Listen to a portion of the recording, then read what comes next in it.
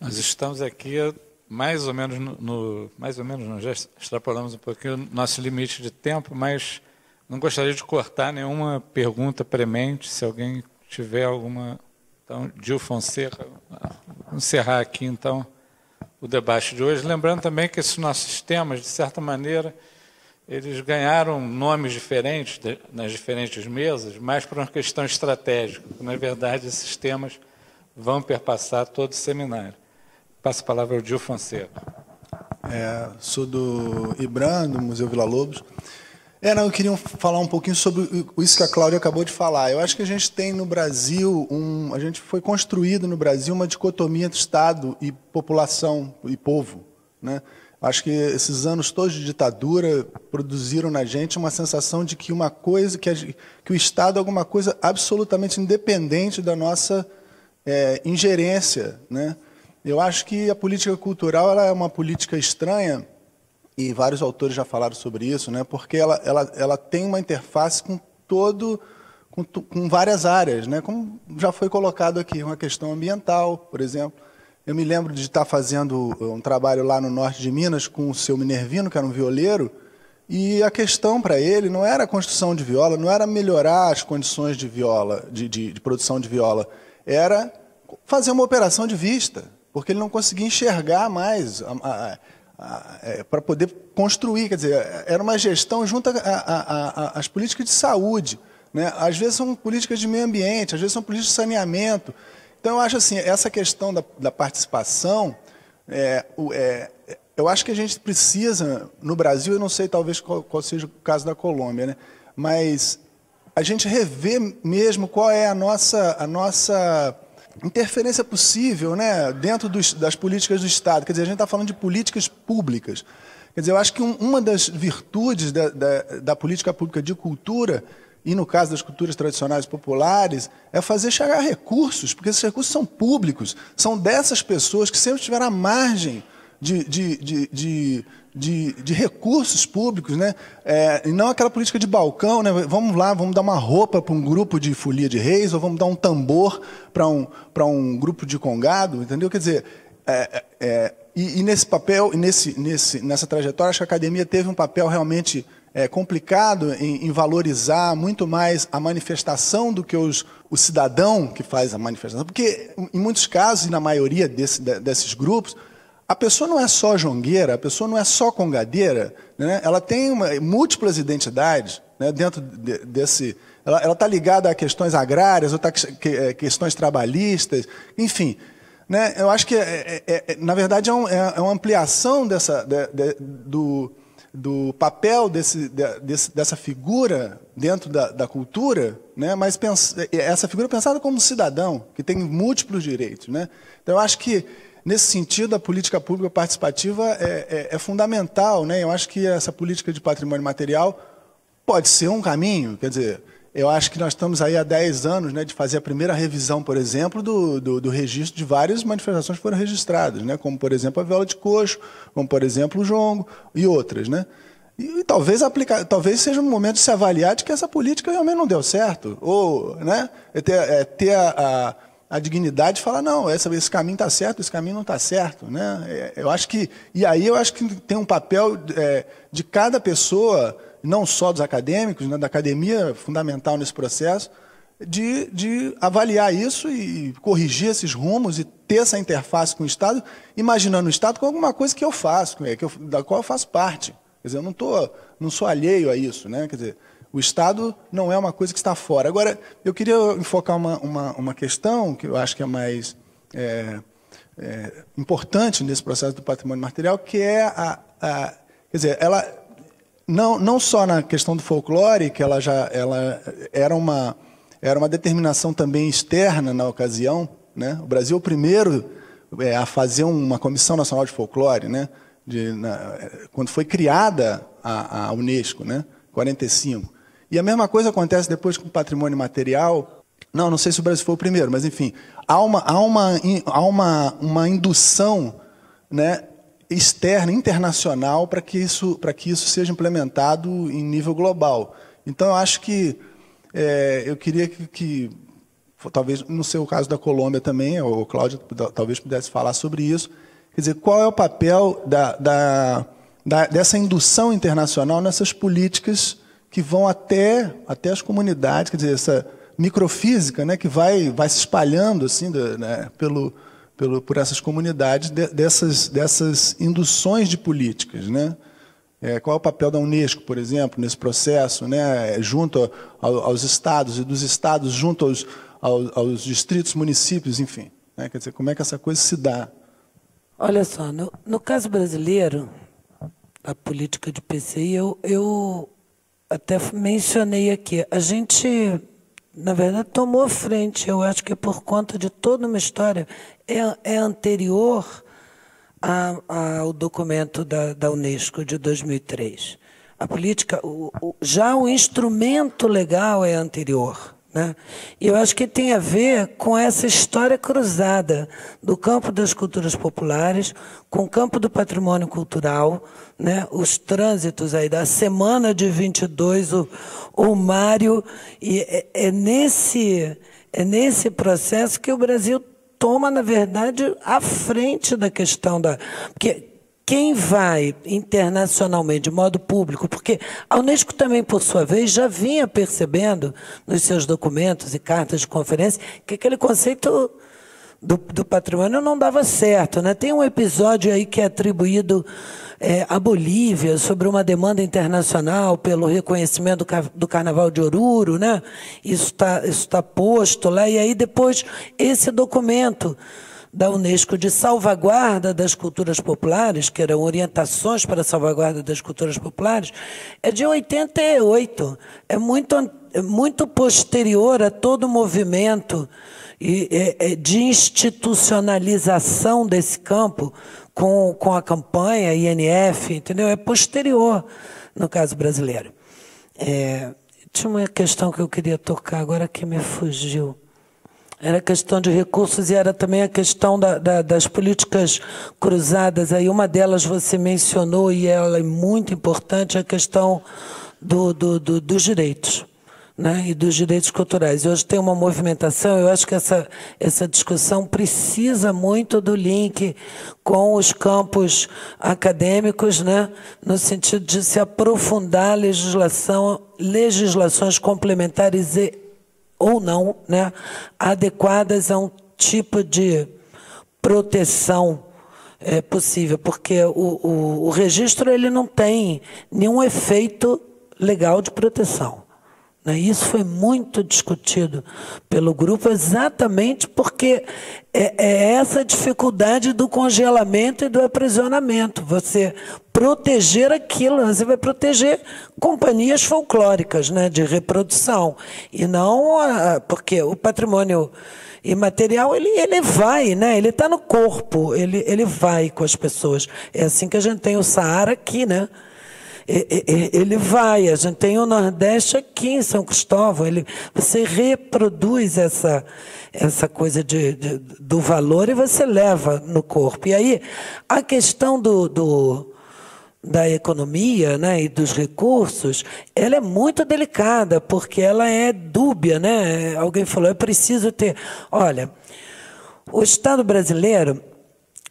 diferentemente também de alguns outros estados sul-americanos, eu não conheço especificamente como é que é na Colômbia, mas a titulação, no caso brasileiro, isso está posto no decreto de registro, ele cria o registro, ele cria o Programa Nacional do Patrimônio Material e a sua regulamentação cria ainda o que se chama Plano de Salvaguarda, que é um certo compromisso do Estado de aplicar investimentos, né, colocar recursos para favorecer, o que é também, de novo, complicadíssimo, que diz, então tem recurso. Porque o recurso, se ele não passa por um processo igual de construção social, participativa e tal, ele vira um mantenedor, né, do fake também. Ele também é complicado. E por isso, muitas vezes, alguns puristas dizem assim, mas na cultura popular não bota dinheiro. Não, entrevista com violeiro, não, você não paga. Eu estou cansado de ouvir isso, né, de que isso é um problema. Então, tudo nesse processo de construção é discutível. Agora, nós tivemos, para implantar os planos de salvaguarda, fazer um link, que foi um link eu achei muito interessante, porque foi um link com os pontos de cultura. Então, nós criamos uma categoria de pontos de cultura de bens registrados. Então, esses pontos de cultura de bens registrados pressupunham, já de imediato, no papel estruturado, uma gestão dos próprios agentes, uma participação direta. Quer dizer, hoje, e já está muito mais formalizado isso, né? Qualquer plano de salvaguarda demanda um conselho gestor formado por participação principal da comunidade, o que já é um avanço, né, para essas mediações às quais você se refere, com as quais a gente lida o tempo todo, e como disse a Joana, em tudo quanto é plano. A gente já teve caso, e acho que Gilberto lembra disso, de grupo de pessoas, de artesãs que vieram para o Rio, uma delas que recebia para alocar as outras, né, com hotel e comida, porque tem o www.com.brasil, não consegue trabalhar se você não tem conta, banco, isso e aquilo, e boa parte desses agentes, quer dizer, para a política de cultura, na sua perspectiva social, é absolutamente limitadora a estrutura do Estado hoje. Quem tem que fazer alguma coisa? Nós, a academia, a gente tem que propor modos de operar isso de outra maneira, porque senão só se vai, vivem na informalidade. Aí, né, qual é um dos grandes problemas dos pontos de cultura? Né? A dar conta lá de um conjunto de prestações, de contas e de estrutura para os quais o Estado não os ajudou, não prestou um serviço de apoio para a sua implantação. Então não presta porque a prestação de contas não é boa. Não. O acesso e domínio de códigos e conteúdos da gestão do Estado tem que ser socializada junto nesse processo, senão eles vão ser sempre inadimplentes. E aí você reitera, está vendo como não é para dar, ou então que vai profanar. Agora, ao contrário, por exemplo, do movimento do jongo, e isso é muito interessante, para a gente refletir nesse momento, e me veio muito recentemente à cabeça essa questão. O samba no Rio de Janeiro, e por movimento deles, porque o decreto assim permite, qualquer grupo pode pedir o seu registro, né, deslanchar um processo de um pedido de reconhecimento, eles fizeram um movimento justamente ao contrário da espetacularização. Quer dizer, é um grupo de gente do samba, gente mesmo do samba, eles que vieram propor. Tá bom, é só um segmento? Provavelmente. Até quando a gente fala de samba, samba que samba, né? Tem 400, mas esse grupo que veio muito a partir da questão das escolas de samba, né? E em torno daquele samba do terreiro, das escolas, né? Do samba partideiro, do Xangô, do samba, que lá na avenida vai ser transformado hoje num monte de batidas e de ritmos e de temas e de tudo mais que são temas de inúmeros debates, né? Eles vieram em busca desse instrumento do registro ou de patrimônio como instrumento mesmo de proteção, né? Nesse caso, e de retorno. Foi um movimento construído. Então, eu acho que tem muitas brechas e muitos riscos, evidentemente, né? E prefiro até me dedicar mais aos riscos, porque com eles a gente cresce um pouco mais, eu acho. En la ponencia dije, pero voy a resaltar esto, la definición de patrimonio cultural y material. La ley copia palabra por palabra la definición de la UNESCO. O sea, la pasa la definición de la UNESCO a la ley, y es una definición agregativa, enumerativa, que no, pues, que incluye todo, y al incluir todo, pues, lo vuelve muy problemático. Yo sé que en Brasil es distinto, pero a mí me llama la atención también algunas coincidencias que habría que analizar. Por ejemplo, esta idea del patrimonio cultural y material es bastante jerárquica y hay digamos, hay una escala de importancia que va desde las manifestaciones que son nombradas como patrimonio cultural de la humanidad hasta las declaratorias más locales de las pequeñas localidades. Pero tienen una escala de valor que creo que se comparte, o sea, se empieza a problematizar, pero se comparte. Entonces, ahí claramente hay una, digamos, difusión de que hay unos patrimonios culturales y materiales que son mucho más importantes que otros y que habría que empezar a problematizar un poco más. Y creo que en eso no habría mucha diferencia entre Brasil y Colombia, o por lo menos podríamos empezar a examinar eso. La otra cosa es la idea de salvaguardar, porque ¿qué es lo que vamos a hacer?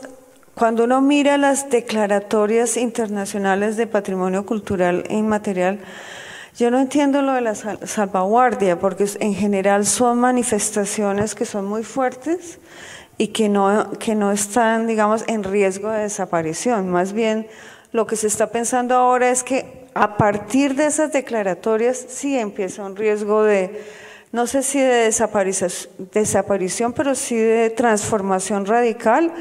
Y una de esas transformaciones radicales es precisamente la mercantilización y la espectacularización. Entonces, más bien sería como al revés.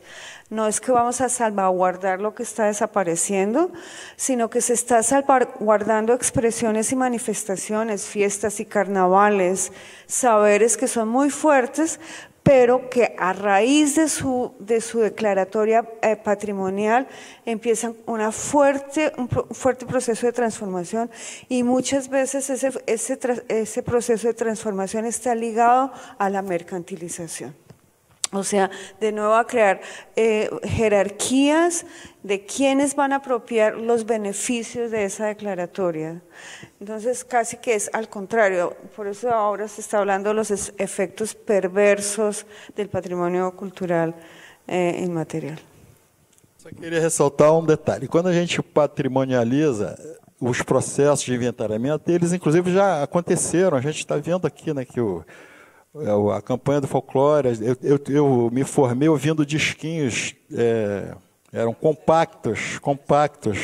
Eu comprava aquilo todo mês, gente. Tudo foi inventariado. A questão não está aí, eu não penso que não. A gente não pode fugir da seguinte questão. O registro deflagra um processo de patrocínio via Lei Rouanet, etc. e tal, visando supostamente a preservação ou a salvaguarda disso ou daquilo. As pessoas que se habilitam para ter acesso a esses patrocínios não são exatamente aquelas para as quais a gente deveria estar gerando. Me parece que essa questão de trazê-los, ensiná-los, capacitá-los para gerir isto ou aquilo, também não resolve. As experiências de Vassouras que eu tive foram terríveis, né? Em Vassouras, não havia grupo de jongo na cidade de Vassouras, né, recentemente, né? No intuito do tombamento, criou-se, né, inventou-se um grupo de jongo, uma família até tradicional da área, mas que não fazia isso há anos, né? Isso tudo nesse ensejo. A Secretaria de Cultura de Vassouras, na época, era inteiramente corrupta. Eu trabalhei por uma empresa de eventos enorme, chama Backstage, né? Que produzia aquele festival inteiro e dava aquele dinheirinho. Eu fiquei intermediando essas coisas todas, né? Então, gente, é terrível. Eles não souberam gerir. O grupo virou um pontinho de cultura, ganhou uma verba mínima, né, para comprar câmera fotográfica e tal. No espaço de 15 dias em que eu estive lá, o dinheiro sumiu. O próprio marido da mãe, da filha, da velha jongueira, etc. e tal, eram presidentes da ONG. Ou seja, a prefeitura era corrupta, o grupo se corrompeu também. A gente não tem que bancar isso. O inventariamento rola, mas a pessoa precisa de educação, de trabalho, de saúde. A gente não precisa financiar o ato deles de fazer cultura. Eles sempre fizeram isso. A cultura popular é feita assim. Tombar o quê? Para quê? Esse é terrível, é muito perigoso, né? A política é muito perigosa. Talvez os resultados positivos dela não compensem. É isso que eu quis dizer o tempo inteiro. Essa questão do orçamento, do recurso, realmente a gente precisa encontrar um caminho, né? Mas eu acho que o caminho maior é a articulação e a organização do setor cultural, que ainda é muito disperso e que ainda é muito competitivo entre si, e a gente não se organiza para pleitear. Tem projetos parados no Congresso que prevêem 2% do orçamento, 4% do orçamento para a área cultural. E a gente sabe que o orçamento também é uma ficção, né? Porque muitas vezes está ali, mas aquele dinheiro vai para outra coisa se a gente também não fiscaliza, não... Enfim, tem essas questões de emendas parlamentares que sempre são muito complicadas. Enfim, a gente tem um modelo aqui que é um modelo complicado. Os editais são complicados. O Ministério da Cultura editou, acho que há uns 2 anos, essa instrução normativa número 1, que torna muito complexa a apresentação dos projetos. Você tem que ter uma elaboração, você tem que contratar alguém para fazer o projeto. Então, quem é pequeno, quem não tem e ao mesmo tempo você não tem uma estrutura, você não tem uma formação. A prestação de contas, a maioria dos pontos de cultura estão com problemas em prestação de contas. Hoje já estão exigindo até certidão de PTU para aprovar projeto. Quer dizer, isso é fora da realidade também. Enfim, a gente precisa buscar outros mecanismos. Mas acho que esse é um tema importantíssimo, inclusive a universidade pode ajudar muito nesse debate também, né? Eu queria chamar a atenção para isso. O papel do governo não é um papel... A gente não pode também achar que o governo é inimigo do... Não, o governo está a serviço da sociedade, o governo somos nós também. Então, a gente precisa exigir, se organizar, e eu acho que o que falta é muito isso, né? Então, eu acho que eu queria chamar a atenção justamente para esse ponto, porque o Andrés Royce fala muito no Seduzidos pela Memória, que é aquele livrinho pequenininho, ele fala exatamente isso. Quer dizer, o que nós vamos preservar, né? Nós estamos passando por um período que a gente quer guardar tudo, preservar tudo, né? A memória ela é algo seletivo, ela precisa ter... E aí ele aponta um caminho que é o caminho da função social dessa memória, né? Então, quer dizer, a gente precisa ter uma reflexão também mais profunda sobre isso, porque a gente acaba impulsionando e alimentando, as pessoas vão empreender ações, né, objetivando o recurso que está direcionado para isso. Então, o Estado ele tem que ter critérios. Hoje a gente vê aqui que os recursos, por exemplo, para as ações em favelas, os recursos estão indo para as favelas que estão pacificadas, entre aspas, né? Isso também precisa ser avaliado, porque... e as ações culturais onde não há pacificação, né? Como é que fica isso? Então, quer dizer, tem uma série de questões que a gente precisa... E não é fácil, são questões que têm que ter uma profundidade. Eu queria reforçar isso, Samuel, porque esse assunto vai voltar, a gente tem certeza. Eu, amanhã à tarde, pretendo estar aqui na discussão, que acho que vai rolar isso também. Uma questão importante, porque eu acho que, vamos dizer, os pequenos, né, também precisam de dinheiro, né? Todo mundo precisa de recurso. Porque oi? Não. Não, precisa de recurso sim, na medida em que o grande empreendedor tem muito recurso, porque o empreendedor também tem que ter a sua participação nesse bolo aí, nesse orçamento, né? Então, queria reforçar um pouco isso também, tá? Muito obrigado, Carlinhos. Eu conheço ele mais como Carlinhos, não tenho como evitar. Então, eu gostaria de agradecer aos 4 participantes da mesa pela excelente sessão, excelente início de debate. Não, eu volto a reiterar aqui, eu reitero aqui que esses debates eu acho que vão, de certa maneira, permanecer também aí no ar, nas outras mesas. Eu sei que a professora Cláudia já tem mais questões também, e eu apenas proponho que nós façamos uma interrupção para almoço. Nós estamos convidando os nossos convidados a um almoço aqui no Círculo Militar, que é o final da Avenida Pasteur. Então, quem quiser se juntar a nós será bem-vindo, para que nós possamos prosseguir aí no almoço o debate que começou a pegar fogo agora, tá? E à tarde nós voltamos às 14h30 com a mesa Outras Epistemologias e